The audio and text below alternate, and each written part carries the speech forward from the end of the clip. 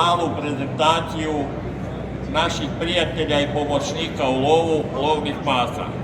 Imamo predstavnike gotovo svih lovnih pasa, oni će izaći ovdje gore, vi ćete ih vidjeti, o svakom ćemo nešto reći i ja vam želim da vam bude zabavno i ugodno. Evo ulaze nam naši vjerni pratioci, lovni terijeri,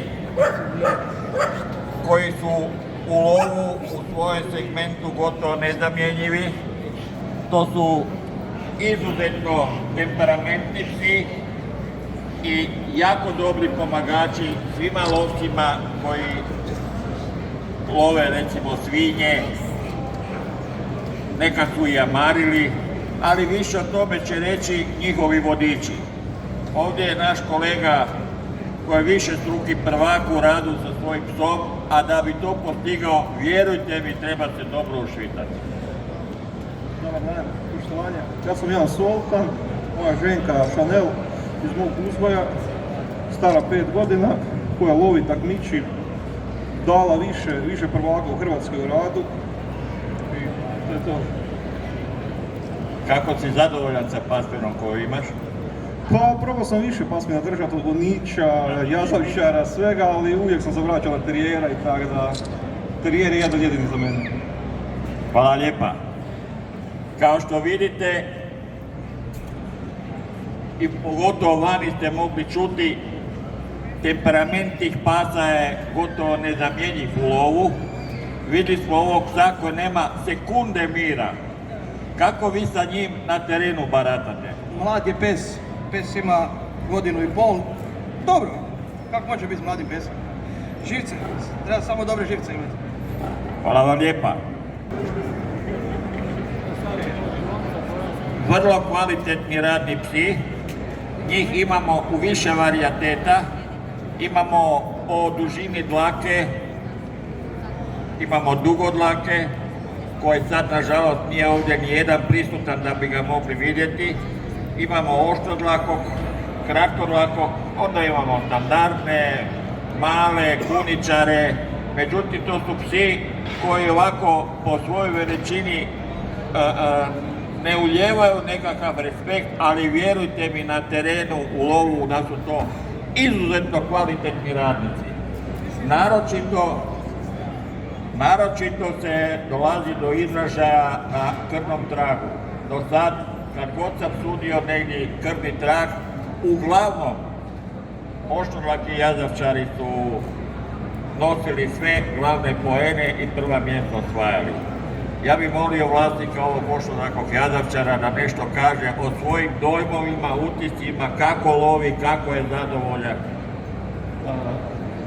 Baš je jako dobar, mal izgledom, ali srce lava.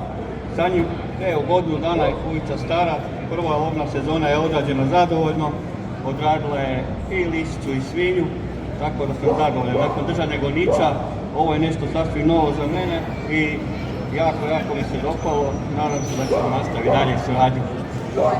Recite mi, jeste radili već na krvnom tragu? Ne, sad vježbamo za krvni trag, polaganje u 4. mjesecu. Znači, step by step. Hvala vam lijepa. Dobar dan. Dobar dan, vi radite sa svojim psom? Obavezno, ima sjajne instinkte, jako je dobar, inteligentan, dobar sa djecom i stvarno je to veliki prijatelj sa velikim srcem. Jako je hrabar, to smo već provjerili, uvijek veliki zaštitnik obitelji, sa sjajnim instinktima lovi sve god što vidi. To baš nije uvijek poželjno, ali takav je, a na nama je da ga usmjerimo na ono što želimo. Hvala vam lijepa. Ovdje imamo, nisu možda mladi, ali su dosta mali. To je jedna vrsta, iako je mali pas, što su prethodnici rekli, to je mali pas sa jako velikim srcem. Dobar dan, ovako ovdje su 2 patuljasta jazavčara, jedan je mladi, drugi je odrasli. Ovaj smeđi odrasli odradio je IPO, ispit prirođenih osobina. Mala još nije, mali to još čeka. Da li lovite sa njima? Ne. Ne, ovo je isključivo izložbeni pas bez lova. Znači kućni ljubimac. Evo sljedeća grupa pasa, to su goniči.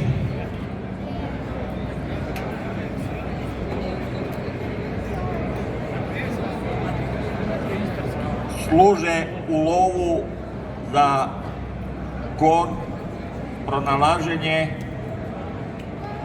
i progon divljači koju uvijek nastoje u krugu dotjerati pred svog vodiča, pred svog lovca. Naravno, neko s manje, neko sa više uspjeha. Ovo je pas iz hrvatske kulturne baštine, Istrijaner. Vi lovite sa svojim psom? Da, lovimo sa psom divlje svinje. Prije smo lovili zeca, ali u novijoj povijesti prebacili smo se na svinje, tako da evo, tu je našao svoju svrhu. Hvala vam lijepa. Recite nam nešto o svome. Pozdrav svima, evo ovo je pas Ero od Pohade iz uzgojivačnice Hrvatske, star je 3 godine, lovim divlje svinje sa njim, ima položeni krvni trak, bilo je znači radni ispit, bilo je par potraga uspješnih od toga nešto, tako da je vrlo temperamentan, dobro se vraća, nije dugačak, ono kaj mi volimo koji lovimo divlje svinje, da nam je uvijek blizu tu negdje i tako, zadovoljan s njim. Bit svega je da je lovac zadovoljan, kada je lovac zadovoljan, vjerujte, psu je najveće zadovoljstvo da njegov vodič bude zadovoljan sa njim. Hvala lijepa. Gospodična, dobar dan. Kako vi to psa imate? Evo, ovo je moj slovački Kopo Vinka, stara je 2,5 godine, obučena je za krvni trak, otac moj ide s njom u lov, uspješan je krvosljednik, jako tvrdoglava, jako temperamentna i morate biti fizički spremni ako idete s njom u lov, jer da kad nađe trak, to je njezina. A kako to mislite, šta se pod time misli kad ste rekli da je tvrdoglava? Pa, kada ulovi trag, jednostavno ne odustaje dok nije našla ono što traži. Po meni je to odlika. Odlika jako velika, jako dobar lovački pas. Hvala vam lijepa.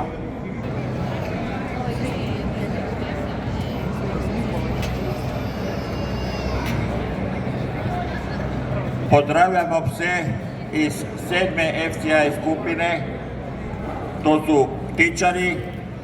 Ovdje imamo prvo njemačkog hoštodakog ptičara, drugo imamo Mistelandera i treće irskog setera. To su psi koji su, pogotovo ošnodaki ptičar, koji su nezamjenjivi u lovu na sitnu divljač. Imamo Mistelandera koji je početkom stoljeća bio svestrani lovni pas, koji je lovio gotovo sve i naročito je bio poznat u Austriji i u Njemačkoj među lovnom populacijom jer je pas bio broj 1 za lov u ono vrijeme.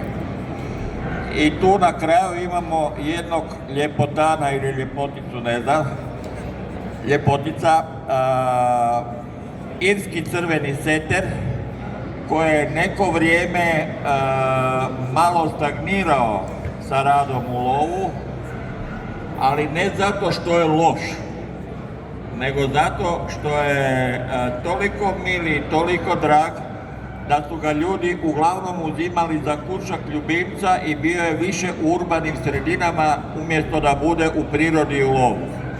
Da li sam nešto krivo rekao? Ne. Onda Ljubimac. A da li lovite vi sa svojim psom? Ja osobno ne, ali ona lovi. Imate kakvog lovca uz nju? Ne, ali uskoro ću imati. Hvala lijepa. Mistelander, jedna kod nas malo manje poznata pasmina, ali još uvijek dovoljno zastupljena. Vrlo temperamentan pas, živahan i jako dobro se pokazao u lovu na pernatu divljač.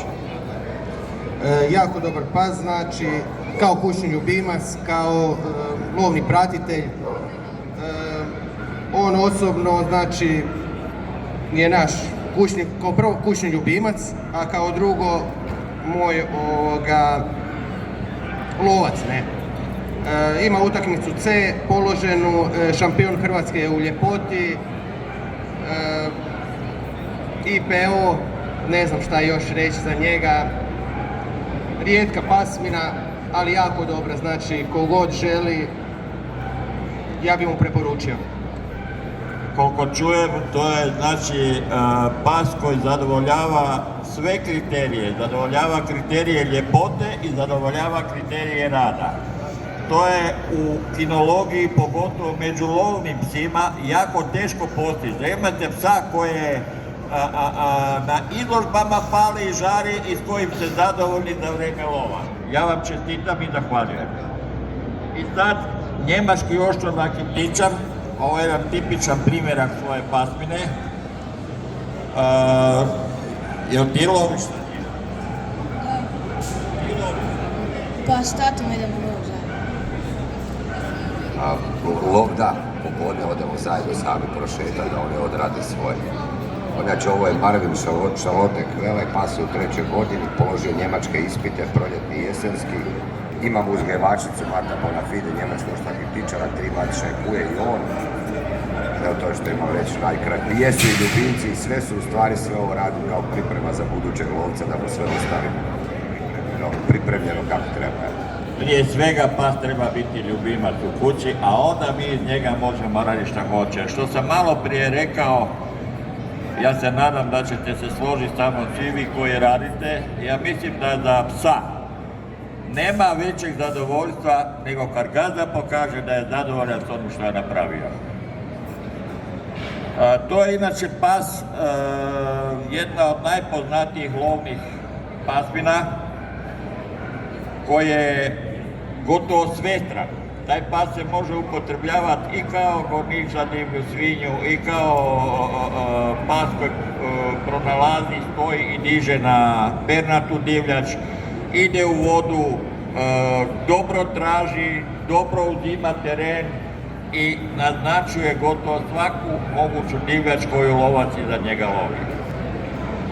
Hvala vam lijepa. Ovdje je samo jedan predstavnik svoje grupe. To je prepeličar.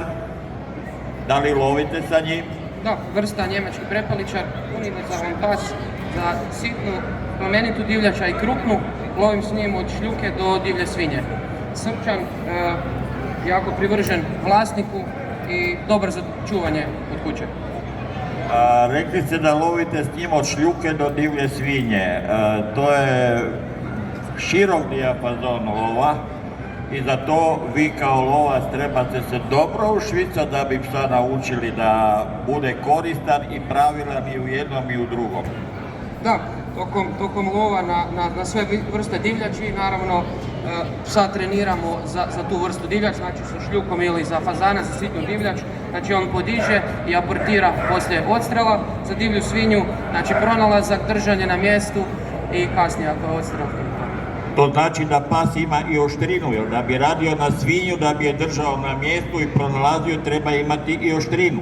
Da, Njemci su inače jako poznati, pogotovo prepeličari po srčanosti i oštrini, možda čak i previše za divlju svinju, pa se baš neki ga i ne vole koristiti za divlju svinju. Zašto mislite da je previše? Pa imaju taj nagon podizanja, ako divlje svinje neki put to nije dobro jer može i nastradati. Točno, zato kod takvih pasa koje je gotovo svestran vodič se treba puno više potruditi da bi njega naučio to što želi, da bi ga sačuvao da ne strada u prirodi, a da bi bilo ono što se kaže vuk sit i ovce na broju, da bi bili svi zadovoljni da je lov pravilno odrađen. Sad imamo jednu od zadnjih godina najpopularniju grupu lovnih pasa, to je 8. FCI skupina, to su retriveri. Mnogi ljudi nisu znali, pa nažalost ne znaju ni danas, da su retriveri prije svega lovni psi. zbog svoje blage naravi, umiljanosti, ljepote, privrženosti vlasniku, sve više su upotrebljavani, sve više su uzimani kao kućni ljubimci, što je uvelike doprinijelo da se kod pojedinih pasa gubi njihova osnovna osobina, a to je lov. Ljudi griješe kad uzmu retrivera, metnu ga u stan, postaje fotelja pas, ne pruže mu ono što bi taj pas trebao imati, ne pruže mu prirodu i kontakt sa prirodom i sa divljači.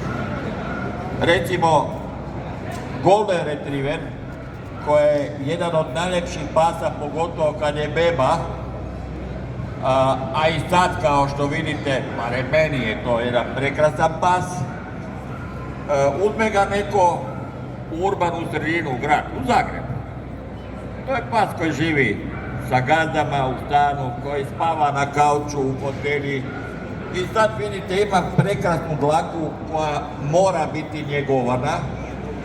Izađe gazda sa njim u šetnju na Zrinjevac. Mlakica posle kiše, on bi se uvaljao u tu mlakicu, gazda viče ne, fuj. Svraka, vrana, poleti, on bi potrčao za tom pticom, gazda viče ne, fuj. Sad na jedanput gazda hoće uzgajati. Šta se desi da bi uzgajao? Treba položiti jedan ispit prirođenih osobina. Sama riječ kaže, šta je ispit prirođenih osobina? To svi lovnici trebaju imati. Prirođene osobine su osobine koje određena pasmina treba pokazati da bi zadovoljila svoje kriterije. I šta se dešava? Taj vodič, gazda, gazdarica, ko već je, koje čitavo vrijeme viče psu, fuj na svraku, fuj na vranu, fuj na mlaku, fuj na ovo, fuj da se ne bi zamazao, da se ne bi dlaka oštetila, da mu ne bi u kući fotelju zamazao. Dođe sa tim psom na ispit u prirodi. U prirodi on treba fazana aportirati sa suhog, on treba racu aportirati iz vode. Pokažeš mu fazana, njemu to smrdi. Baciš mu fazana, on neće ići. I ono najbolje od svega, to je pas, vodeni pas, to retrieve, sama riječ kaže, retriever, on neće ići ni u vodu. I sad gazda ga moli, ja kao sudac ga molim, pas stane i gleda gazdu, gleda mene, misli si čekaj malo ko ovdje lud, 2 godine mi vičeš, fuj sad na jedanput od mene to hoćeš. Znači, treba psu priuštiti ono za što je stvoren. Ovdje imamo Labrador retrievera, flat coat,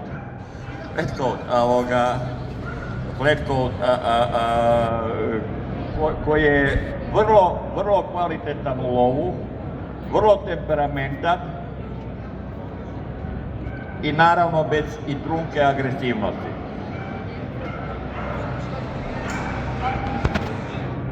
Ovo je Ravnoglati retriver, jedna vrlo nepopularna pasmina retrivera, kod nas nema ih baš puno. Ovo je Kobra, ona je ženka stara 3 godine, liver boja, postoje još i crni koji su malo popularniji. Kora je prije svega voljeni kućni ljubimac, ali ima položeni PO i radni ispit, tako da i radni pas prije svega. Hvala lijepa. Ovdje imamo jednog zlatnog retrivera, takozvanog Golden retrievera, njezinog vlasnica i vlasnicu Marijanu, koja je vrlo poznata u čitavom svijetu. Ovo je gospođa koja je ušla u retrivere, ono što se kaže do Balšaka. Nema gdje nema. Engleska, Njemačka, Francuska, Amerika, svugdje ima, njezini psi izuzetno dobre rezultate postižu na izložbi i za nju i njezine pse na čitav svijet. Kilometre i kilometre je proputovala, novaca i novaca je potrošila. U ime svih nas kinologa ja joj se zahvaljujem na reklami hrvatske kinologije po čitavom svijetu. Hvala puno. Ovo je mladi mužak od samo 9 mjeseci. On je inače 5. generacija moga uzgoja, 6. generacija doma. On se isto već naputao, ima 9 mjeseci, a bio je u Mađarskoj, u Češkoj, po Hrvatskoj, Sloveniji, Italiji i u Engleskoj. ovo što je gospodin Žila rekao, jako često ljudi uzmu zlatnog retrivera jer misle to je idealni obiteljski pas, on sve sluša, on u prirodi će samo slijediti vlasnika, što zapravo nije točno. Pravi zlatni retriver koji ima svoje prave urođene osobine, jedva će dočekati da potrči za nekom ptičicom, da se uvolja u lokvu i ja uvijek kažem da je najsretniji zlatni retriver zapravo blatni retriver.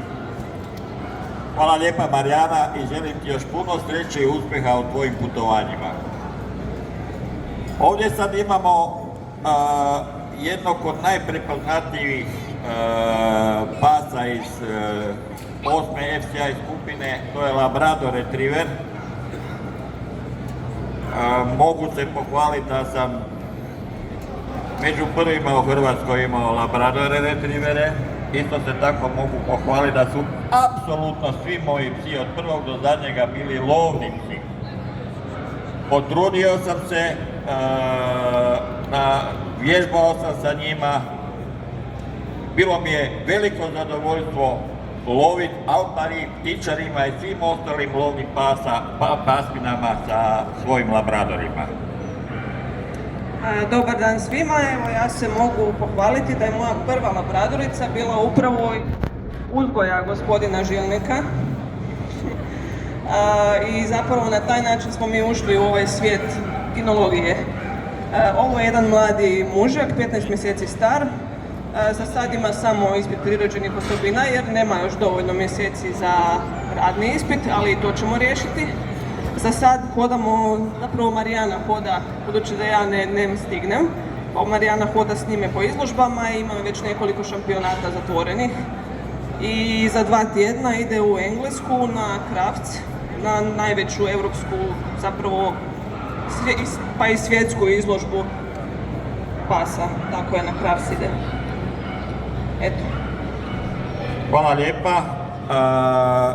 Htio bih samo reći jedno, da retriveri, jer to su psi koji ne idu daleko od lovca, to su psi koji idu maksimalno 20-25 metara, to jest na puškohvat od lovca, ne staju kao ptičari, nego rade otprilike kao šutkavci. I svaki vodič retrivera u lovu treba poznavati dobro narav svoga psa, jer svaki retriver na drugčiji način pokazuje i naznačuje pronalaženu divljač. Ovdje su sad 3 prekrasna New Scotia Tooling Duck retrivera koje uživam vidjeti u lovu. To su psi koji kad love, kad idu po terenu, oni sa vriskom love i naznačuju divljač.